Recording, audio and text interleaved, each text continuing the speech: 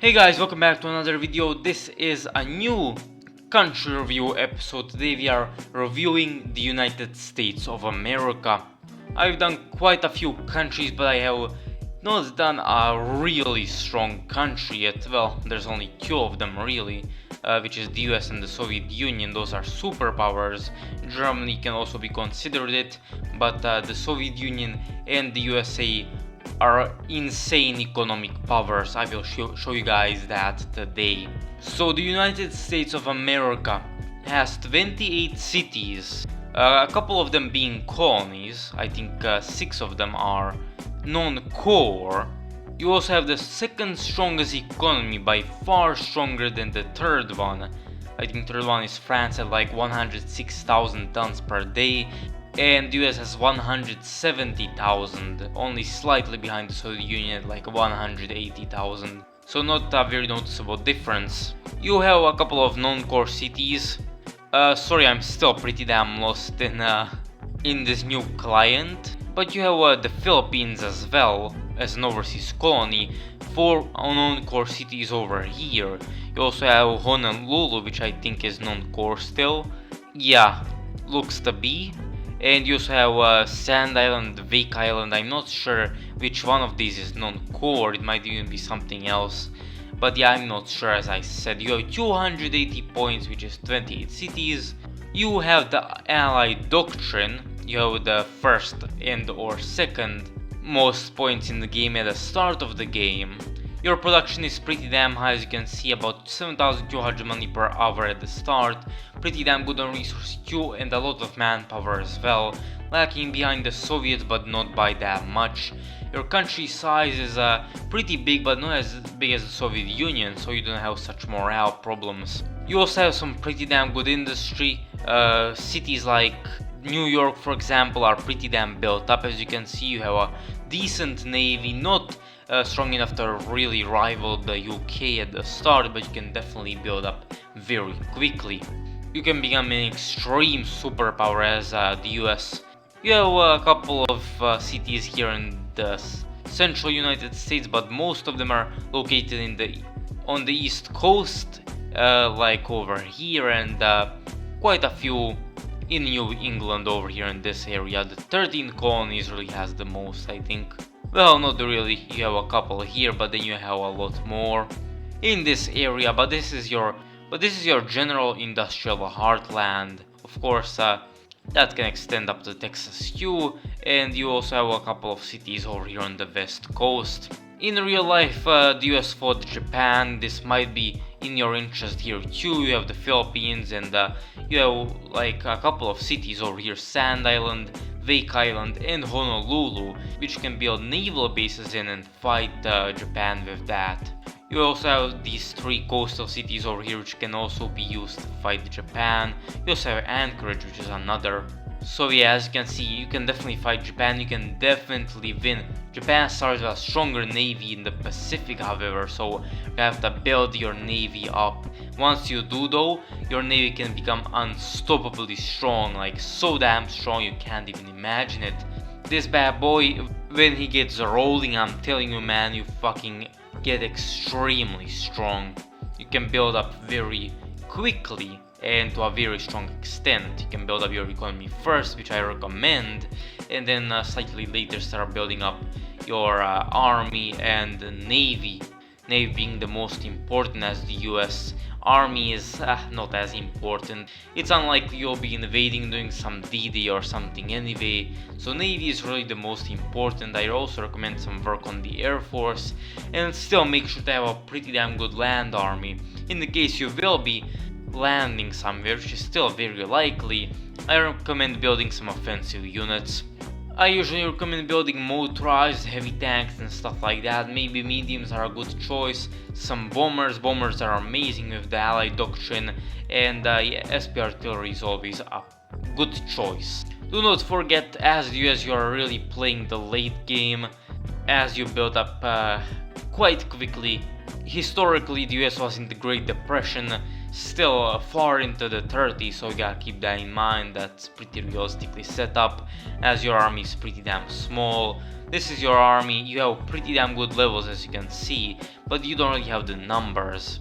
If you look over here, you actually have 68 units at the start. Your capital is Washington DC. You can see population now, which are low, 41,799,000. So unlike the Soviet Union, you actually don't really have much of an army. The Soviet Union has a massive army but low levels. Your levels in the research, however, are good. You have some pretty good ordnance research. The infantry is not bad at level 3 already. You have level 1 motorized. Tanks are pretty damn good with both light and medium tanks caught up. You can research heavy tanks right away. Interceptors are level 2, same with tactical bombers, and you have some level 2 naval bombers and strategic bombers too, so you're not doing that bad. On the navy though, you actually are insane with everything caught up other than aircraft carriers and transport ships, of course, and you even have level 3 battleships, which is ahead of time, so that's insane. That's a massive upside of playing the United States. Since the UK is a declining power, you will be able to outgrow them and their navy extremely quickly if you focus on it, so gotta keep that in mind if you're going for a rivalry with them, so you can easily win that within a couple of days, probably win any naval battle. They start with a good navy, but really they have to update it to really prepare it for battle, for a war. While you can do that the same, but you have to build up too, so you're kind of behind. But with your giant economy, which is much bigger, like basically double the UK's economy, you will be able to catch up extremely quickly. You have some units in the Philippines, but it's really nothing significant. You're gonna want to protect that. If you have any interest in it, you might want to sell it even. That really depends on you. Might be worth it. Your expansion options are into Canada, which is usually an easy target, but do keep in mind they can become pretty damn strong. They have like 9 cities at the end of the day, so they're not a joke. They're not a weak country, that's for sure. They have a pretty strong economy too. You still can easily win though.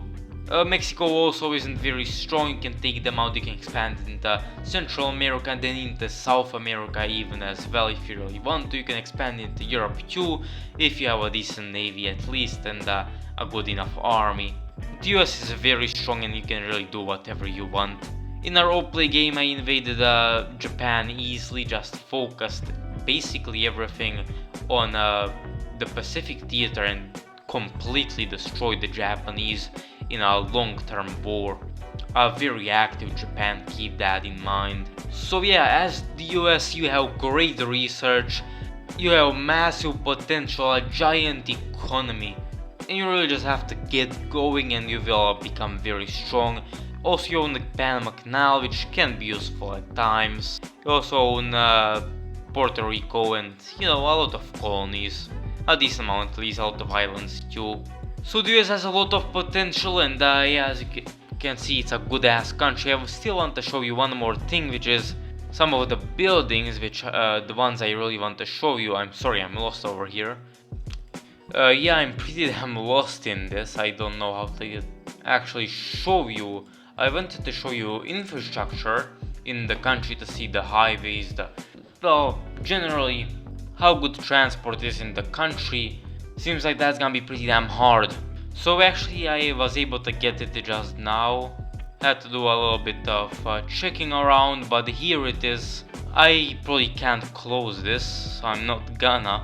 But as you can see, you have an infrastructure network going from the east coast connecting to Washington and Philadelphia, separating into two lines, one going to the Mexican border over here to the south and through Texas, at least a little bit of it, and one going up here into Seattle and the west coast. You're probably gonna want to upgrade this good ass bit, especially here in California and more on the Mexican border. Hopefully connect this around, but it's pretty decently built up. Maybe get some better infrastructure on the Canadian border too, connect it up and you're finished basically. So yeah, as you can see, your infrastructure isn't too bad. It resembles a bit of the Soviet one, going from Moscow, separating into two, or at least I don't know if it even goes into two anymore. It's been a while since I played the Soviet Union. I know I always built one under the Urals myself to go and connect the entire one actually, so transportation of troops would be the best. Usually you don't really have enough cities in the area in this area on the west coast to get enough for an invasion of Japan or something, so infrastructure might be very useful to get troops from the east coast to the west, so keep that in mind. But yeah, the US is a very strong country. I recommend you play it, and I wish you a very good day. See you tomorrow, hopefully.